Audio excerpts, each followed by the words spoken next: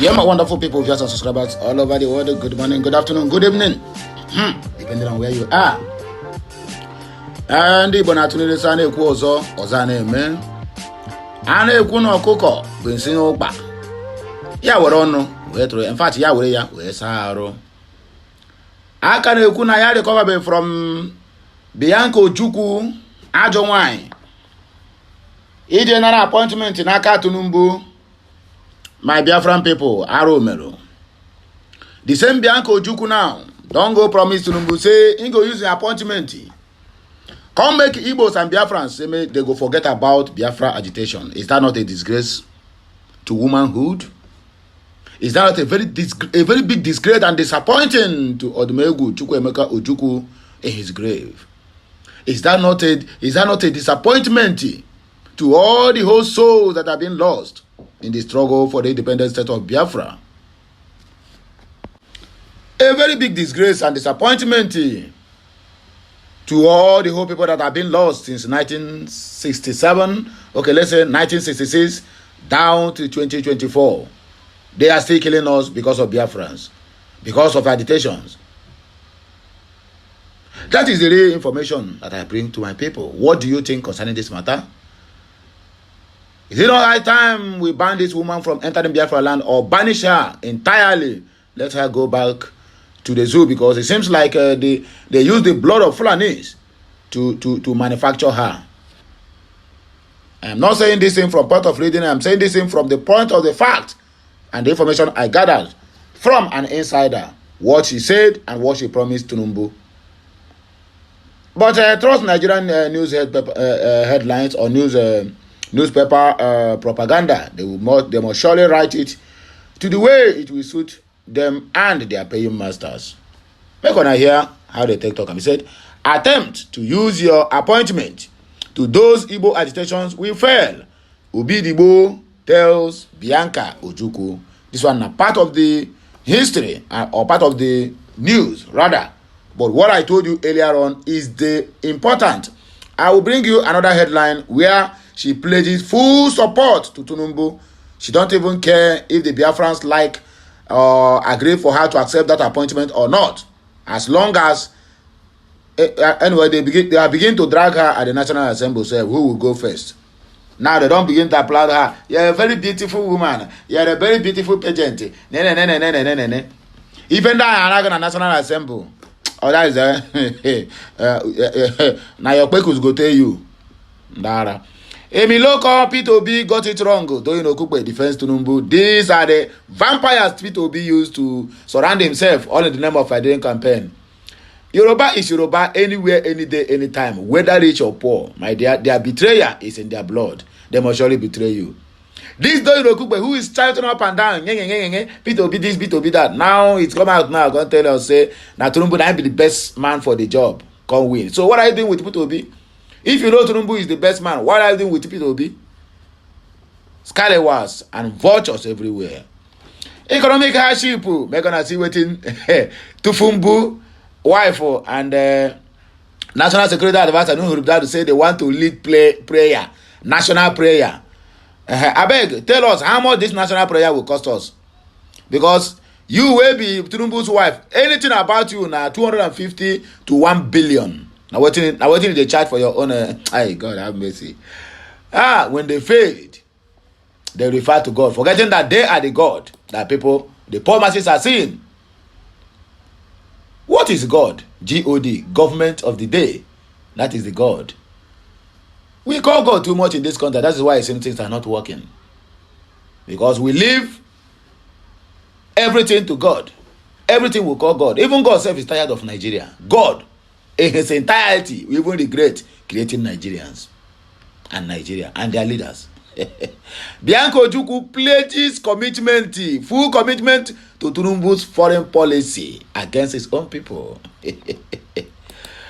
Leave them to God. Stop castigating Nigerian leaders. Sultan of Sokoto, these are the monkeys who are benefiting from the bad government, who are benefiting from the hunger, because they are not hungry.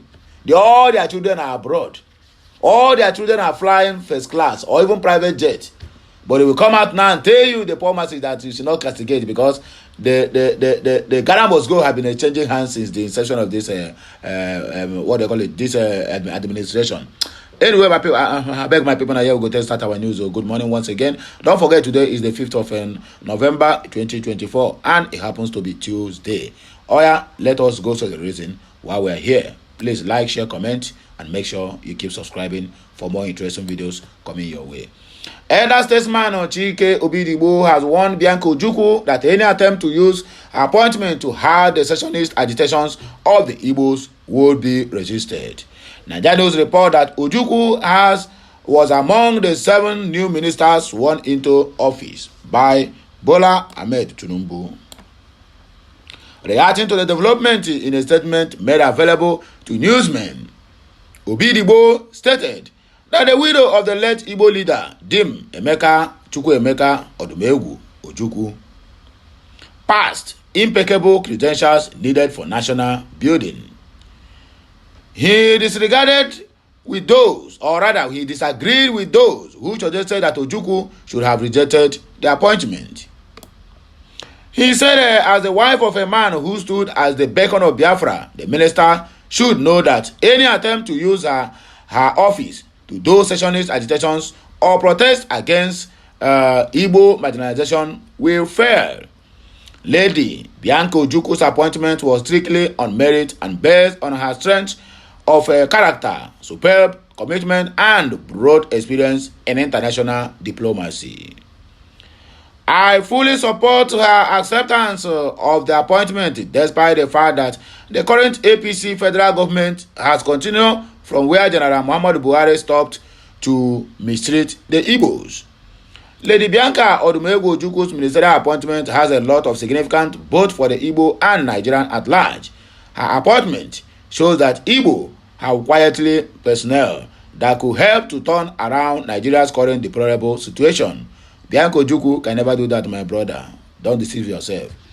As the Minister of State for Foreign Affairs, that modest position is a rebuke to successive political leadership in Anambra State that feel reluctant to unleash the potentials of women for socio-economic development based on flimsy cultural considerations. Finally, I am confident that the Minister of State appointment would help to add her views to discussions about the circumstances that propel secessionist agitation among Igbo youths. Mrs. Ojukwu current position will put her in the prime spot to also share perspectives on how to reach a common ground on the prolonged dubious incarceration of the leader of indigenous people of Biafra, IPOB, Mazi Nnamdi Kanu, in the international community. However, if she discovered that her appointment was specifically to sabotage Igbo unity and interest, she should remember whose daughter and wife she is and respectfully bow out to retain her dignity and immense clout. However, I wish to also remind my friend, President Bola Ahmed Tinubu, to take another look at the skilled ministerial appointment which has left Southeast with less than it deserves in the statute and designation of officials from the zone. It is appalling and a blatant show of disdain that out of a huge list of 48 ministers, the Southeast could only be allotted just 2 ministers, Science and Technology and Works, having selected 3 women from the zone into his cabinet. Bola Ahmed Tinubu should have considered one of them as substantive senior minister. Emiloko Peter Obi got it wrong. Doyin Okukpe defends Bola Ahmed Tinubu. Former presidential spokesperson Doyin Okukpe has tackled the 2023 presidential candidate of the Labour Party LP, Peter Gregory Obi, over the Emiloko mantra used by Bola Ahmed Tinubu during the campaigns. According to Okukpe, the Emiloko statement used by Tinubu period to the 2023 elections was not a demand for the presidency but an appeal to Yoruba delegates ahead of the All Poverty Congress APC primaries to choose its candidate.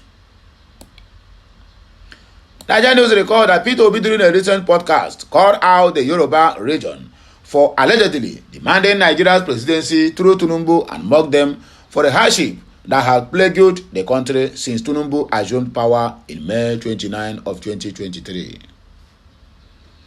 The statement by Obi has attracted various reactions and comments. In his own reaction, Ojukwu, who was at the time the Director General for Obi's presidential campaign team, said the former Anambra State Governor missed the mark with his submission. Taking to his account on X platform, formerly Twitter, Ojukwu wrote on Monday, Obi got it wrong on Emi Lokan. Tinubu, as a presidential aspirant, was appealing for votes of the Ogun State delegates in Yoruba to the APC convention. Having helped to form the party and helped to make Buhari president, he declares, I, not Yoruba, is the next in line, according to Doyin Okugbe. Economic hardship. Remi Tinubu and Ribadu to lead national prayer. Another way to siphon money. They will tell you this one now cost 1 billion naira to appeal to God. Hey, failed husband and failed wife. Prayer indeed. The First Lady of Nigeria, Remi Tinubu, and the National Security Advisor, Nuhu Ribadu, will lead national prayers to seek God's intervention in the country's economic hardship. This was disclosed by the Director General of the National Prayer Forum, NPF, Segun Balogun Aforu Nekan in Abuja. Aforu said the theme of 2024 national prayers is seeking the intervention of God in Nigeria's affairs. Aforu Nekan explained that the event, organized in collaboration with Christians and Muslims leaders, would usher Nigeria into 2025 with renewed shege and purpose. By the end of this prayer season, we believe with God's wisdom, our leaders and citizens will find the strength to confront our common enemies, Aforu Nekan said. According to NPF Director, Muslims will gather at the National Mosque in Abuja for 7 days, during which 313 individuals will recite the Quran, culminating in the recitation of the holy text 2,191 times for national stability. Useless and senseless First Lady. Christians will meet at the National Economical Center for a week of intense prayer with prayer warriors from various denominations focusing their efforts on the nation's adversities. He also told Daily Trust that extensive outreach have been conducted, including meetings with leaders from the National Mosque, the President of the Christian Association of Nigeria, CAN, and the traditional leaders such as the Sultan of Sokoto. They don't go bribe them. Come, because when they call, people must surely listen to them. Bianca Ojukwu pledges commitment to Tinubu's foreign policy ahead of his own Biafran background. The newly appointed Minister of State for Foreign Affairs, Bianca Ojukwu, has expressed her dedication to advocating the foreign policy initiatives under Bola Ahmed Tinubu's administration. Ojukwu, the widow of late Ikemba Nnewi Dim Chukwuemeka Odumegwu Ojukwu, made her remarks shortly after being sworn in by Bola Ahmed Tinubu at the council chamber of the presidential villa Abuja, alongside 6 other newly appointed ministers. Speaking to the State House correspondent, Ojukwu outlined her commitment to leveraging the African Continental Free Trade Area as a key tool for Nigeria to unlock and harness its economic potential across the continent. She emphasized that the AfCFTA offers Nigeria substantial opportunities to expand its trade relationship, attract investment, and promote economic growth within Africa. Drawing from her previous diplomatic experience, Ojukwu, who previously held a foreign mission role promised to focus on strengthening democratic institutions across African nations. Ojukwu's appointment has a historical resonance.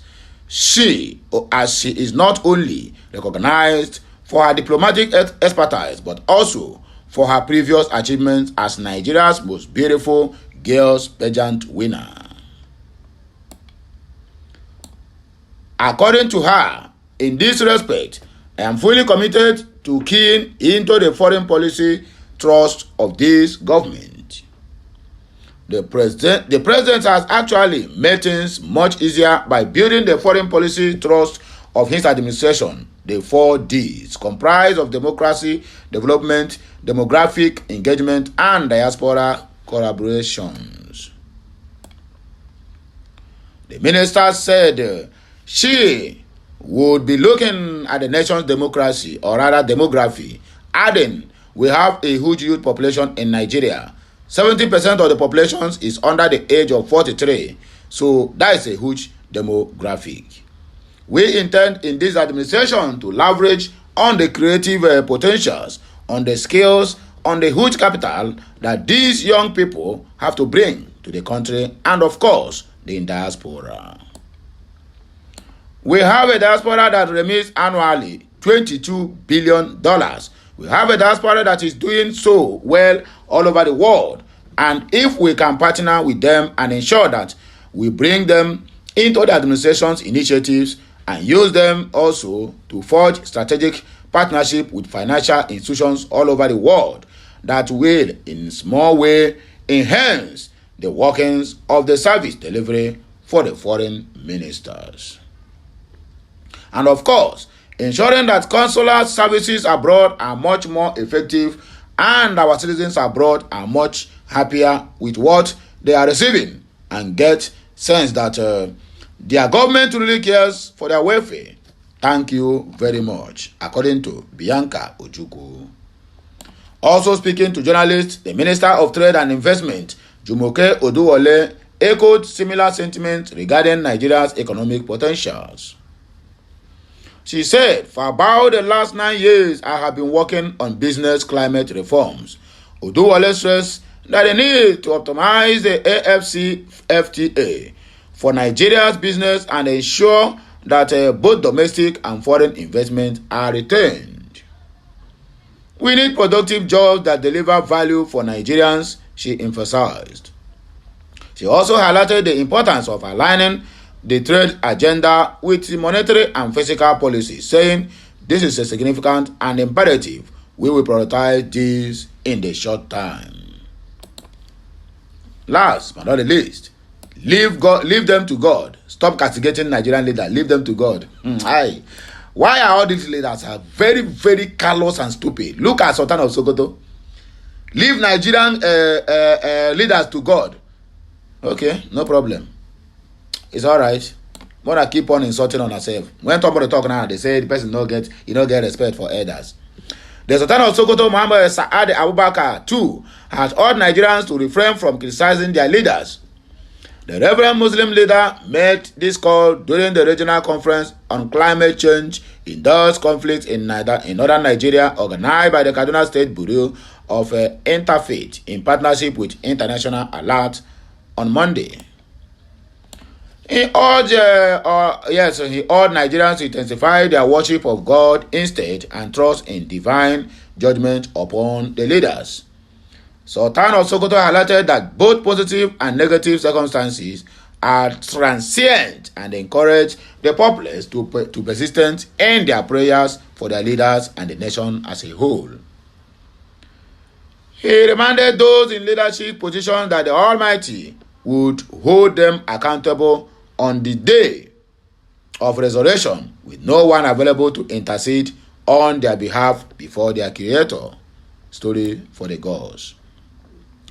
Additionally, he warned religious leaders against exploiting their followers for physical benefit, noting that a significant majority, 90% of individuals who attend religious services in mosques and churches place their faith in these leaders, perceiving them as source of salvation. He assured that true salvation can only be granted by God. He said, do your best in worshiping Allah, that is God, and leave the rest to Him. not to anybody. Don't follow those who will lead you astray. So many things have been happening in this country, and we believe we must return to Allah. Intensify prayers for our country in all mosques. I won't mention churches because the camp president is here, and I believe he will say the same thing. A lot of people say we have never had it so bad, but no matter how difficult it is, ease will come. We believe nothing lasts forever. Nothing bad and nothing good lasts forever. Let us intensify prayers in our congregations and encourage our followers to pray for our leaders. We will not castigate them. We will allow Almighty Allah to deal with them as He wishes and He will. Like one of the speakers said, Allah will ask all of us what we did with the leaders He gave us on earth. On that day, you will be on your own. Nobody will be there for you. No deputy governor will be there for the governor. No special advisor or SSG will also be there. You are on your own, as I always say. All of us will be on our own. Let us fear Allah in whatever we do and pray for our country. We are blessed. Go around to other countries and see.